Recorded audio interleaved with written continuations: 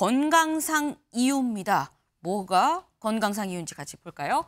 한동훈 윤 대통령 초청 건강상 이유 거절. 갈등골 깊어졌나라는 기사입니다. 앞서 저희가 살짝 일면 소개하면서 얘기가 나왔죠. 윤 대통령이 총선이 끝나고 국민의힘 비대위를 용산에 초청해서 예정대로라면 오늘 점심을 같이 먹자라고 얘기를 했습니다. 22일 오찬을 함께 합시다라고 얘기를 했는데 여기에 대해서 한동훈 위원장 건강상의 이유가 있어요라고 거절을 했다라는 거죠. 처음에 용산에서 이런 제안이 왔다라는 거에 대해서 정의용 수석 대변인이 얘기를 했습니다. 뭐라고 얘기를 했느냐. 윤지욱 당대표 권한대행 지난 19일 대통령실로부터 한동훈 비대위와의 오찬을 제안받은 바가 있지만 일정은 확인되지 않았다. 제안을 받았는데 이게 일정이 안 잡혔다고 하니까 기자들이 왜? 궁금하죠. 그래서 MBN도 직접 한동훈 위원장한테 연락을 해봤습니다. 한 위원장 뭐라고 했느냐. 저희 MBN 취재진한테 비서실장한테 지금은 건강상의 이유로 참석하기 어렵다고 정중히 말씀드렸습니다. 라고 얘기를 했어요. 네. 대체 그러면 총선 동안 굉장히 많이 이 전국을 돌아다녔어요. 거의 한 6,000km 가까이 전국을 돌아다녔다라고 하는데 근데 얼마나 건강이 대체 안 좋길래 그런 건가? 많이 안 좋은 건가 싶죠. 사실 총선 기간 동안에 살짝 지금 힘든가 본데라는 게 보이긴 했습니다. 지금 보면 손에 데일밴드가 붙어 있어요. 밴드가 붙어 있습니다. 손에 항상 저 때뿐만이 아니라 항상 데일밴드가 있었죠. 그리고 보면 저 때는 손목에 지금 파스라고 해야 되나요? 뭐 그런 것도 좀 붙였어요. 근데 보통 정치인들이 유세장에 가고 그러면 악수를 하루에 진짜 수천 번을 하거든요. 뭐 손톱에 긁히기도 하고 손목도 아프고 하기 마련이긴 한데 근데 여선웅 위원님 그게 용산 오찬에 참석을 못할 정도로 건강이 안 좋다는 거냐 어떻게 보십니까? 선거 직전 날 이제 한동훈 비대위원장이 예정했던 스케줄도 사실은 다 취소하고 그랬거든요. 네. 그래서 건강이 안 좋은 거는 맞아 보입니다. 그런데 저는 이제 이 장면에서 뭘 느꼈냐면은 첫 번째는 대통령과 대통령과 한동훈 비대위원장의 갈등이 진짜 맞구나. 그거 하나랑 두 번째는 야, 대통령 권력이 이렇게 약해졌구나. 지금 대통령이 밥 먹자고 하는데 거절한 거잖아요. 그러니까 레임덕이 시작이다. 그러니까 예를 들면은 대통령의 인사권이 잘 제대로 안 된다던가 아니면 같이 일하자고 하는데 같이 일 안 하면 이제 그때부터 레임덕 시작이라고 하는데 이제 식사를 거절한 거예요. 그리고 또 하나는 이 식사를 거절했다는 거를 이제 대통령실에서 이제 이야기를 알린 것인데 그렇다고 한다고 하면은 한동훈 비대위원장과 나는 이제 갈 길을 가겠다. 약간 이런 느낌으로 해석을 할 수도 있고요. 제가 좀 전에 이제 여당 협조 이야기를 했는데 지금 이제 여당 내에서 총리 인선이나 비서실장 인선 관련해서 여러 가지 이야기가 나오고 예전 같으면은 용산에서 이야기가 나오면은 거기서 일사불란하게 이제 움직였는데 기조를 맞췄는데 지금 제각각 이제 의견을 표시하고 있어요. 그런 상황에서 대통령이 이제 한동훈 비대위원장과도 어떻게 보면은 이제 멀어져서 여권 내에서는 같이 할 동료가 없다. 이제 외로워졌다. 이렇게 좀 평가할 수 있을 것 같습니다. 지금 이 장면을 보고 두 가지가 생각이 났다. 첫 번째는 두 사람 간 갈등이 진짜 있었던 거구나라는 점. 그리고 두 번째로는 윤 대통령의 어떤 이 권력 힘이 많이 작아졌다라는 점을 느꼈다라고 여선홍 위원님이 말씀을 하신 겁니다. 이 두 가지 정도가 느껴졌다라는 건데 사실 요번에 관련해서 이걸 용산 오찬에 거절을 하고 나니까 무슨 얘기가 나오느냐. 3차 갈등 아니겠느냐라는 얘기가 나와요. 1차 갈등은 김건희 여사 문제랑 김경률 공천 등으로 충돌했을 때 그때 사천 화재 현장에서 만나서 뭔가 봉합이 됐습니다. 그런데 여기서 다시 이종섭, 황상무 문제 관련해서 충돌이 있었고 다시 한번 뭔가 재조정되는 과정이 있었어요. 그런데 이번에 오찬 회동을 거절했다는 건 3차냐라는 겁니다. 김광선 변호사님. 이 건강상의 이유를 들어서 이제 정중히 거절했다고 그러잖아요. 네. 이제 솔직한 표현을 하면 난 당신 만나기 싫다 그런 얘기예요. 노골적으로 얘기하면 그 이유는 여러 가지가 있을 거예요.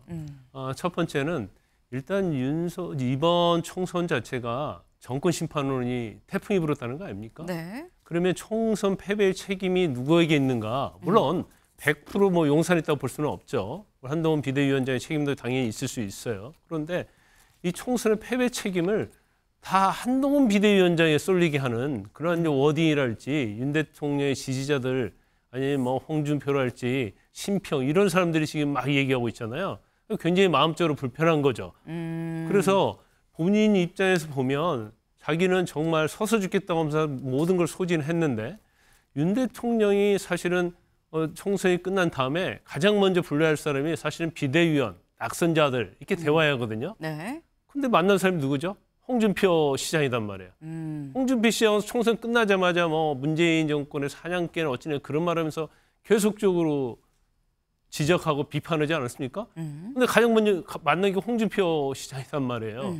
그러면서 계속적으로 마치 책임론이 한동훈 비대위원장의 모든 거 있는 것처럼 그렇게 몰고 가는 거에 대해서 굉장히 좀 불편한 심기가 있었다 이렇게 봐요. 그래서 본인 입장에서는 계속적으로 마치 윤 대통령의 어떤 그전에 모시던 부하 이런 모습을 보이는 것이 싫었을 거고 근데 본인이 지금 1차랄지 2차 갈등일지 이런 경우에도 자기는 할 말을 하고 용기 있게 얘기를 했고 어떻게 보면 대통령을 위해서 총선을 위해서 이렇게 얘기를 했는데 그걸 마치 말을 안 듣고 마음대로 해서 총선에서 패배한 것처럼 몰아가는 거에 대해서 굉장히 불편한 심기가 있을 거라고 보고요. 지금 1차, 2차, 3차 갈등이라고 얘기하는데 네. 만약에 정권에 다시 들어오게 되면 네. 국민의힘에 들어오게 되면 누가요? 이제 한동훈 위원장이. 그렇죠. 이제 1차, 2차, 3차 이 얘기 안 할 겁니다. 왜냐하면 너무 많아질 가능성이 크기 때문에 횟수를 세지 않을 거예요. 그런데 그 자체가 한동훈 비대위원장이 사실은 윤 대통령과 세퍼릿 해야 돼요. 그러면서 이제 자기 정치를 해야 하거든요. 영어도 나왔어요. 세퍼릿. 분리돼야 된다. 그건 네. 당연히 한동훈 비대위원이 홀로 쓰고 그다음에 자기 생각과 맞지 않으면 그건 당연히 다른 길을 가야 하는 거예요. 근데 그걸 가지고 비판하는 것은 제가 볼 때는 맞지 않다 이렇게 봅니다. 네. 지금 김광삼 변호사님 얘기는 건강상의 이유라는데 건강은 건강인데 마음 건강이 지금 안 좋다라고 말씀을 하셨어요. 그래서 만약에 다시 이제 여의도로 복귀를 한다 그러면 한동훈 위원장이 복귀하면 뭐 1차, 2차, 3차 횟수를 못 셀 만큼 계속 부딪히지 않겠냐 뭐 이런 말씀을 지금 하셨는데 저희가 얘기 나누는 중간에 지금 유튜브 댓글로 질문이 올라왔습니다. 거북이님. 홍준표 시장을 먼저 만나지 않았다면 한동훈 위원장이 오찬을 그럼 응했겠느냐라는 거예요. 윤주진 위원님. 어떻게 보십니까? 저는 그래도 그랬다는 가능성은 좀 있었을 거라고 봅니다. 왜냐하면 어쨌든 대통령이 식사를 제안했다는 것은 손을 내민 것이고 네. 이것을 사실 거절할 명분이 아무리 한동훈 위원장과 뭐 갈등이 있었다 하더라도 어쨌든 총선 패배 이후에 나름의 어떤 위로와 격려의 자리잖아요. 또 갈등이 봉합되는 국면이기 때문에 한 위원장으로서는 정말로 식사를 나오기 어려울 정도로 건강에 좋지 않은 게 아니라면 응했을 가능성이 있죠. 그런데 그 앞에 있어서 이렇게 아주 혹독하게 한동훈 위원장을 공개적으로 비난했던 홍준표 시장을 먼저 4시간 동안이나 만나서 심지어 뭐 총리를 제안했다, 뭐 추천을 받았다, 거의 어떤 이 정권의 2인자 같은 그러한 모습으로 모임을 가진 상태에서는 한동훈 위원장은 사실 이 오찬을 안 그래도 가기 싫은데 좀 거절할 명분이 충분히 만들어지지 않았나 싶습니다. 혹 먼저 한동훈 위원장한테 만나자라고 얘기를 했었으면 모르겠지만 그동안 한동훈 위원장을 총선 끝나고 계속 하루가 멀다 하고 비판적인 입장 메시지를 내는 홍 시장을 만나서 4시간 동안 만찬을 같이 하는 그런 상황이 한동훈 전 위원장 입장에선 받아들이기 어려웠을 거다라고 말씀을 하셨는데 지금 공통적으로 얘기가 몸이 아프다기보단 마음이 아픈 거다라고 말씀을 하고 계시죠. 근데 한동훈 위원장 마음은 아파도 일단 글은 올릴 수 있는 것 같습니다. 뭐라고 올렸느냐? 이렇게 올렸어요. 저는 무슨 일이 있어도 여러분을, 국민을 배신하지 않을 겁니다. 정치인이 배신하지 않아야 할 대상은 여러분, 국민뿐입니다. 잘못을 바로잡으려는 노력은 배신이 아니라 용기다. 그러면서 이렇게 붙였습니다. 누가 저한테 그렇게 해주면 잠깐은 유쾌하지 않더라도 결국 고맙게 생각할 겁니다. 라고 생각보다 장문에 글을 올렸습니다. 근데 여기서 약간 배신이란 말을 왜 이렇게 많이 하는 거야? 누가 배신했다고 얘기를 했죠. 누가 했느냐? 홍준표 시장이 얘기를 했습니다. 한동훈 윤 정권 황태자 행세, 황태자가 그것도 모르고 주군한테 대들다가 폐쇄자가 됐다라고 지난 18일에 얘기를 했고요. 그러면서 한동훈 위원장은 우리한테 지옥을 맛보게 했던 정치검사였고 윤석열 대통령도 배신한 사람이다. 윤석열 대통령을 배신한 사람이 한동훈 전 비대위원장이다라고 얘기를 했습니다. 이런 글이 올라오고 그리고 난 다음에 갑자기 한동훈 위원장 그동안 뭔가 수면 아래 깊이 들어가 있는 줄 알았는데 본인이 먼저 자진해서 SNS에 글을 올렸다는 거죠. 배신이 아니라 용기다라고 올렸다라는 건데 이거 결국 그러면 주원규 위원님 홍준표 시장 들으라고 한 얘기인 걸까요? 네, 저는 정확하다고 봅니다. 지금까지 법무부 장관 시절에도 한동훈 전 장관은 되받아치는 화법의 대명사였거든요. 그러니까 야당 의원들이 질의를 할 때 공격적으로 대받았었고 네. 그런 부분들이 패착이기도 했지만 한동훈 비대위원장 이제 아직은 비대위원장 이제 사퇴했지만 네. 시그니처거든요. 그러니까 저는 정확하다고 보고요. 그리고 저는 또 하나는 이 배신의 화법이라는 걸 썼을 때 조금 더 앞서 나가는 걸 수도 있지만 윤석열 대통령이 나를 배신했다라는 그 암묵적인 서운함도 묻어 있다고 생각을 합니다. 밑에 항문을 보시면은 누가 제게 그렇게 해준다면 유쾌하지 않더라도 저거는 윤 대통령을 저는 염두에 뒀을 거라는 생각을 하지 않을 수가 없거든요. 그런 의미에서 과연 누가 배신자냐, 그러니까 누가 배신의 프레임이냐 이 네. 부분을 저는 계속해서 전체적으로 포괄적으로 호소하고 있는 것으로 보고요. 한편으로는 반갑기도 합니다. 사실은 홍준표 시장의 조금은 전 비열한 면이 어떻게 보면 먼저 윤석열 대통령 회동을 한 거에 그 기회를 삼으셔서 네. 계속 한동훈 전 비대위원장을 향해서 십자포화를 쏟아붓는데 이 부분에 대해서 가만히 있으면은 정말 여기서는 당하고 말 거라는 위기의식이 있었던 것 같아요. 그런데 이후에 그러면 한동훈 전 비대위원장의 정치 행보를 어떻게 가져갈 것이냐 이 부분은 숙제로 남았다고 생각합니다. 일단 맞고만 있지 않겠다라는 건 확인이 됐는데 앞으로 어떻게 갈지는 그걸 좀 지켜봐야겠다라는 말씀이에요. 김광선 변호사님. 일단 한동훈 비대위원장이 이제 좀 한 템포 이제 쉬어서 가야 할 필요는 있는 것 같아요. 그런데 가장 중요한 것 중에 하나는 지금 한동훈 비대위원장을 국민의힘 비대위원장으로 불러낸 게 누구죠? 결국 국민의힘 당원들 아닙니까? 네. 그리고 와서 본인 입장에서는 엄청나게 소진을 하면서까지 저렇게 했음에도 불구하고 지금 아마 저런 식으로 공격당하는 거에 대해서 굉장히 억울함을 느낄 거고 제가 볼 때는 억울함을 넘어서 좀 분노라는 생각이 들 거고 과연 아무리 정치지만 과연 저렇게 하는 거에 대해서 아마 굉장히 본인이 생각하는 게 굉장히 많을 거라고 봐요. 그래서 어쩌면 이제 이런 것들이 정치가 뭐라는 것을 알게 되는 네. 교훈이 되게 될 겁니다. 그런데 지금 문제가 되는 건 뭐냐면 지금 정권 심판론이 제기되면서 대통령이 이제 변하겠다고 하고 있잖아요. 그런데 이 변할 수 있도록 옆에 도와줘야 하는데 홍준표 시장일지 그런 사람들이 너무 아부성 발언을 하는 거예요. 그래서 갈라치기를 하면서 자기의 정치의 목적을 위해서 마치 대통령은 할 일 다 하고 최고 잘했는데 한동훈이 와가지고 다 망쳐버렸다. 지금 이런 프레임을 가지고 막 몰고 가잖아요. 또 거기에 일부 강성 지지층은 또 거기에 동의하는 사람들이 있습니다. 그런데 이렇게 가면 사실은 저는 대통령을 위한 발언이 아니다고 보거든요. 그건 자신을 위한 발언이라고 저는 봐요. 근데 정말로 보수가 제대로 쓰고 개혁과 혁신을 원한다고 한다면 저렇게 언사를 하는 것은 적절하지 않다 이렇게 봅니다. 네. 한동훈 위원장 지금 총선에서 패배를 하고 9일째인가요? 9일 만에 글을 올렸습니다. 글을 올려서 국민을 생각하고 국민한테 배신하지 않는다. 그리고 그거는 배신이 아니라 용기다. 누가 나한테 이렇게 얘기해주면 나는 오히려 고맙다고 생각할 거다라고 얘기를 했습니다. 근데 지금 말씀처럼 결국 이거 다음 기사 볼까요? 홍준표, 윤 대통령을 배신, 한동훈 배신이 아니라 용기다. 홍 시장에 대해서 자신에 대해서 연일 십자포화를 하고 있는 홍 시장에 대해서 반격한 거 아니겠느냐라는 취지의 오늘 주간 제목들이 있었습니다. 이건 중앙일보죠. 그런데 다음 기사를 좀 같이 보겠습니다. 한동훈 대통령실 오찬 제안 거절, 배신자 비난엔 용기 반격. 앞서서는 홍준표, 한동훈이었었죠. 지금 한겨레는 대통령실 오찬 제안을 거절했고 그리고 배신자 비난엔 용기라고 반격을 했다. 살짝 제목을 보면 아까 주원규 위원님 말씀 중에 살짝 나왔죠.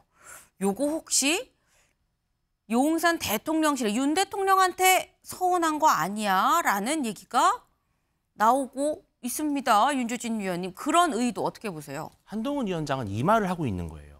윤석열 대통령한테 형이 옛날에 얼마나 힘들었어. 우리가 얼마나 힘들었어 그때. 바로 문재인 정부 때죠. 문재인 정부에서 검찰총장과 한동훈 위원장의 그 콤비, 그 조국 사태를 이끌면서 얼마나 큰 정치적 비난을 당했고요. 한동훈 위원장은 좌천에 좌천을 거듭했죠. 그렇게 고난의 행군을 이겨내서 정권 교체를 이뤄낸 거예요. 한동훈 위원장은 지금 이 배신이냐 용기냐. 자, 윤석열 대통령을 검찰총장에 임명한 사람이 누굽니까? 문재인 전 대통령이었죠. 그런 문재인 전 대통령의 가장 측근인 조국 전 장관을 쳤습니다. 그때 당시에도 윤석열 대통령에게는 민주당에서 배신자라는 비난을 했었고요. 윤석열 대통령은 그 당시에 이것은 용기 있는 결정이라고 했었죠. 그리고 나는 사람에게 충성하지 않는다고 했었죠. 그 프레임을 그대로 가져와서 우리가 이렇게 했었는데 왜 당신은 지금 나의 그 충정을 이해하지 못하느냐. 나도 결국은 당신을 위해서 그러는 것이다. 라고 하는 메시지를 좀 던지는 것인데 그만큼 한 위원장은 지금 윤석열 대통령에게 변했다라고 하는 이야기를 하고 싶은 거겠죠. 변했다라는 얘기를 하고 싶은 거다라는 게 마지막 말씀이셨어요. 네. 그런데 사실 대통령실에서 무슨 한동훈 전 위원장한테 뭐 어쩌고저쩌고 얘기를 한 바는 없습니다. 익명으로라도 뭐 비판이라거나 이런 얘기를 한 적은 없어요. 오로지 누가 얘기하느냐. 홍 시장만 얘기를 계속 하고 있죠. 한동훈 위원장에 대해서. 홍준표 시장 그동안 거의 하루에 한 번꼴로 이 한동훈 위원장에 대해서 얘기를 했습니다. 총선이 10날이었었죠. 10날 끝나고 난 다음에 12일에 문재인 믿은 사냥개, 이 정치 아이돌로 착각하고 셀카만 찍었다라고 얘기를 했었고요. 이튿날 철부지 정치 초년생이다. 총 쏴본 일 없는 병사를 전쟁터 사령관으로 임명을 했다. 비대위원장이 잘못 안 쳤다라고 얘기를 했습니다. 그리고 난 다음에 16일에 뭐가 있었느냐. 16일 저녁에 윤석열 대통령과 만나서 4시간 동안 만찬을 했습니다. 여기서 굉장히 많은 얘기가 오갔다고 하죠. 총리 후보도 비서실장 후보도 추천을 받았다라고 하는데 그럼 이 이후에는 비판이 없었느냐. 18일 윤 정권 황태자 행세, 주군한테 대들다 폐쇄자가 됐다라고 얘기를 했고요. 홍 시장. 그리고 22일 대통령도 배신한 사람이다라고 얘기를 했습니다. 근데 이건 여선웅 위원님. 보면 사실 대통령과 만나기 전에도 했고 후에도 비판을 했어요. 근데 전에 한 비판과 후에 한 비판이 후에 한 비판 수위가 좀 더 세긴 하거든요. 폐쇄자, 배신한 사람. 요거는 어떻게 해석을 해야 되는 겁니까? 홍준표 시장께서 한동훈 책임론을 이야기하면 할수록 사실은 윤석열 대통령의 선거 참패 책임론이 계속 희석되는 거잖아요. 근데 이제 대통령과 만찬 이전과 이후에도 계속해서 한동훈 위원장, 한동훈 책임론을 계속 제기하고 어떻게 보면 표현들이 점점 더 세지고 있고 그렇다고 한다면은 대통령과의 만남에서 그러니까 대통령이 한동훈 같은 팀이야. 한동훈 공격하지 마. 이런 이야기라 아니 이런 분위기가 이제 없었다는 거잖아요. 그렇기 때문에 이 장면에서는 다시 한번 윤석열 대통령과 한동훈 비대위원장이 약간 이제 너무 멀어졌다. 이거를 한번 확인할 수 있는 것이고 또 하나는 이제 홍준표 그 대구시장이 계속해서 한동훈 책임론을 이야기하는 것은 어떻게 보면은 이제 보수의 적자 아니면 보수의 리더십 이런 국면에서 본인의 존재감을 굉장히 높이겠다 이렇게 이제 말씀하시는 것 같아요. 근데 이제 제가 같은 당은 아니지만 외부에서 약간 객관적으로 보기에 홍준표 시장이 사실은 엄청난 정치적인 입지전적인 인물이시잖아요. 여당, 야당 당대표, 여당 대선 후보 그리고 선수로는 지금 8선 정도 되시는 거거든요. 그러면은 여야 통틀어서 굉장히 큰 어른이신데 한동훈 비대위원장 그리고 지금 현역 이제 광역 단체장으로서의 이런 정치적인 행보가 이게 대구 시민이나 아니면 국민들한테 이게 좋은 모습은 아니다 이런 말씀을 좀 드리고 싶습니다. 정치 체급으로 따지면 거의 한 8선 가까이 되는 분인데 글쎄 한동훈 위원장에 대해서 얘기를 하는 게 좋게 보이겠느냐라는 약간 한 발 떨어져 있는 입장에서 지금 또 말씀을 해주셨어요. 그런데 한동훈 위원장 입장에서도 사실 총선 전부터 뭐라고 얘기했느냐. 총선에서 내가 지면 뭔가 굉장히 공격이 올 것 같다라는 걸 미리 감지하고 있었던 것 같습니다. 목소리 직접 들어보고 올까요?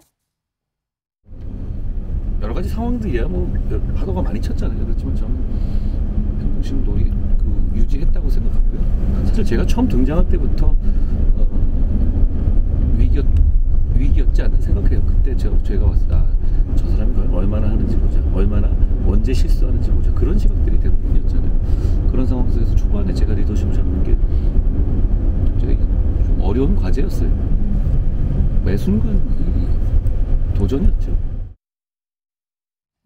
지금 보신 저 인터뷰 저희 MBN과 총선 직전 날 4월 9일에 했었던 인터뷰입니다. 그때 얘기하길 제가 올 때부터 계속 위기였습니다. 다들 제가 얼마나 잘하나 보자 실수 안 할까라고 보고 있었다라고 본인이 얘기를 하죠. 매 순간이 도전이었다라고 얘기를 합니다. 근데 저 얘기를 들어보면 주원규 위원님, 한동훈 위원장은 당시에 나는 나름 적들에 둘러싸여 있다라는 생각을 하고 있었던 것 같기도 해요. 미리 이미 알고 있었던 거 아니겠느냐. 네. 지금 이 국민의힘 내부에서 이른바 친한계로 불릴 수 있는 세력은 얼마나 있다고 보십니까? 사실 미미합니다. 이제 이 부분이 조금 문제가 있는데요. 네. 그러니까 한동훈 비대위원장이 정치를 하겠다라고 결심을 했을 때, 그리고 어떻게 보면은 대권 주자로까지 성장을 했을 때는 그거를 지속할 수 있는 지속 가능 동력이 있어야 되는데, 한동훈 비대위원장이 총선 직전 인터뷰할 때도 나한테 그런 어떤 세력이 없다라는 사실에 대한 우회적 한탄이었던 것 같아요. 그리고 지금 와서의 이 SNS의 글도 사실은 그런 한탄과 그리고 윤석열 대통령에 대한 서운함 이런 것들이 좀 함축적으로 묻어 있다고 봅니다. 저는 그렇기 때문에 조금 제가 뭐 이렇게 의견을 드린다고 해서 받으실지는 모르겠지만 저는 이게 앞서서 얘기가 나올지도 모르겠지만 네. 전당대회를 준비하시는 게 오히려 맞다고 생각을 해요. 왜냐하면 현대의 정치 지형은 좀 달라진 게 이 국민들이나 민심은 안에 들어와서 싸우는 사람을 원하는 것 같습니다. 이재명 대표의 예를 들면 이재명 대표가 대선을 실패한 다음에 사실은 오랜 동안 장고의 기간을 겪을 거라고 예측했는데 그걸 깨고 사실은 개항을로 출마를 딱 들어왔었거든요. 네. 그 부분에 대해서 사법 리스크라고 공격하는 사람들도 많았지만 결국 그 결과는 저는 유효했다고 생각합니다. 그렇기 때문에 한동훈 전 위원장도 지금 이렇게 다음 보궐선거, 지방선거까지 만약에 장구하고 숙고한다? 그러면은 정말 죄송한 얘기지만 이낙연 대표의 사례처럼 그렇게 외유를 갖다가 와서는 더 이상 국민들이 받아줄 여유가 없을지도 모른다. 네. 그렇기 때문에 친한계 의원들이 지금 없고 자기 내부의 세력이 없는 그 상황에서 오히려 전당대회로 파고드는 것이 하나의 방법이 되지 않겠는가 그렇게 생각합니다. 지금 한동훈 위원장이 전당대회에 나와야 된다라고 말씀을 하셨어요. 근데 사실 최근에 나온 여론조사가 있죠. 한국갤럽에서 지난 16일부터 18일까지 실시한 여론조사가 있습니다. 여기 어떻게 나왔느냐. 지금 보면 여기 회색은요. 총선 전에 3월 첫째 주에 조사했을 때고요. 지도자 이 선호도. 그리고 요 파란색, 빨간색 요게 요번에 지난 16일, 17일, 18일 3일 동안 한 여론조사입니다. 보면 이재명 대표는 3월 첫 주 23이었다가 24, 1%포인트. 뭐 근소합니다. 뭐 비슷하거나 살짝 올랐다라고 볼 수 있는 거고요. 한동훈 위원장은 3월 첫째 주엔 24였었습니다.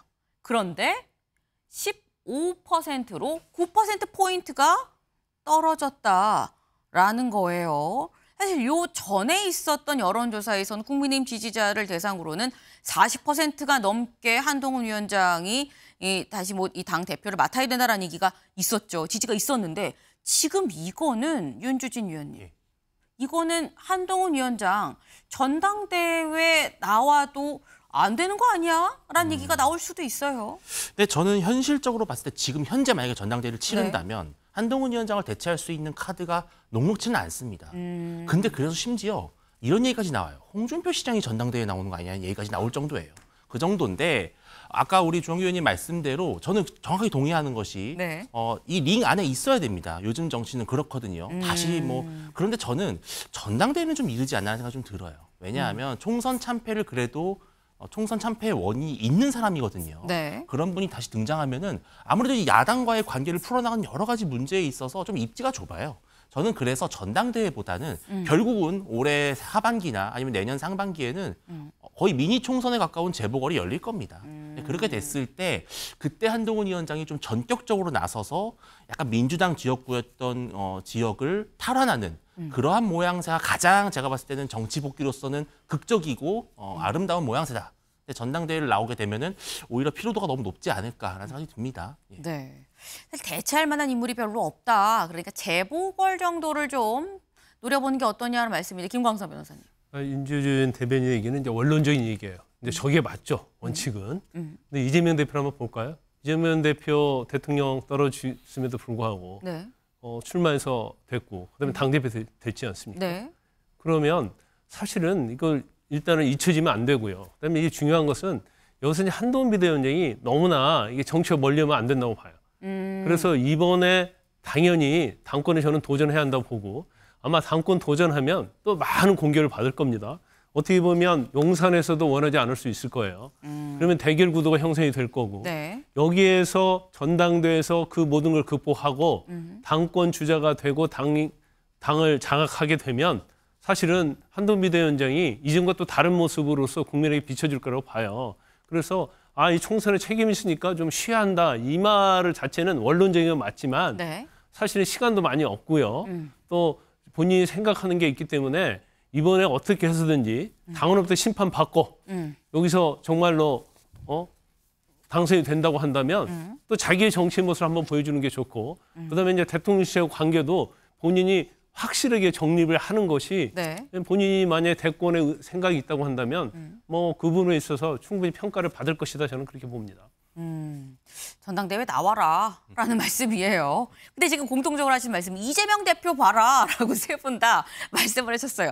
총선 저도 그래도 일단 어쨌거나 다시 나와서 재보궐로 원내 들어가고 당대표 또 하고 하지 않았느냐 그랬는데 연선웅 의원님 사실 한동훈 위원장이 총선 내내 가장 비판했던 게 이재명 대표입니다. 근데 한동훈 전 비대위원장의 이재명의 길 간다는 거에 대해서 만약에 간다고 한다면 그건 어떻게 보세요? 저는 그 김강석 변호사 말씀처럼 한동훈 비대위원장이 정치를 하겠다고 하면은 네. 이번 전당대회에 꼭 나와야 된다고 생각을 합니다. 아. 이제 과거처럼 이제 그런 공식이 바뀌었어요. 특히나 이제 최근에는 팬덤 정치가 굉장히 세잖아요.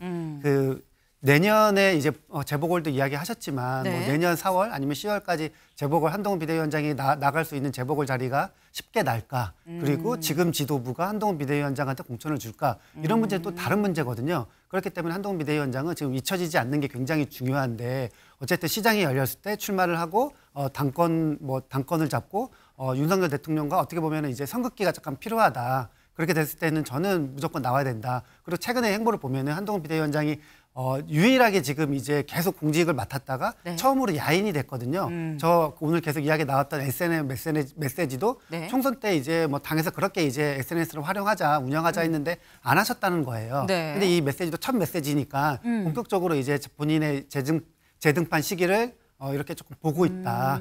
그런데 이제 손익계산서는 전통적인 관점에서 보면은 이제 좀 불리하죠. 손익계산서가 좀 불리할 수 있긴 하지만 그럼에도 불구하고 어쨌거나 지금 너무 오래 쉬면 안 된다. 싸워도 안에서 쉬고 계속 안에서 얼굴을 들이밀고 하는 게 그게 요즘 정치다라고 네 분이 공통적으로 말씀을 하셨습니다. 정치도 되게 변하고 있어요. 네. 싸워도 링 안에서 계속 싸워야 된다라는 말씀을 지금 하셨습니다. 네. 사실 오늘 오후에 당선자 총회가 있죠. 당선자 총회 관련해서 아마 이런 많은 내용들이 나올 겁니다. 홍준표 시장의 어떤 비판, 그리고 이제 한동훈 위원장의 첫 SNS 글, 총선 기간에도 안 했었던 그 SNS 글을 새롭게 시작했다는 거, 정치 시작한다는 얘기인데, 그럼 정치를 하겠다는 의지를 분명하게 드러낸 한동훈 위원장에 대해서 오늘 오후에 있을 당선인 총회에선 어떤 얘기들이 오갈 것이냐, 그것도 큰 흐름을 잡아볼 수 있는 포인트가 아닌가 싶네요.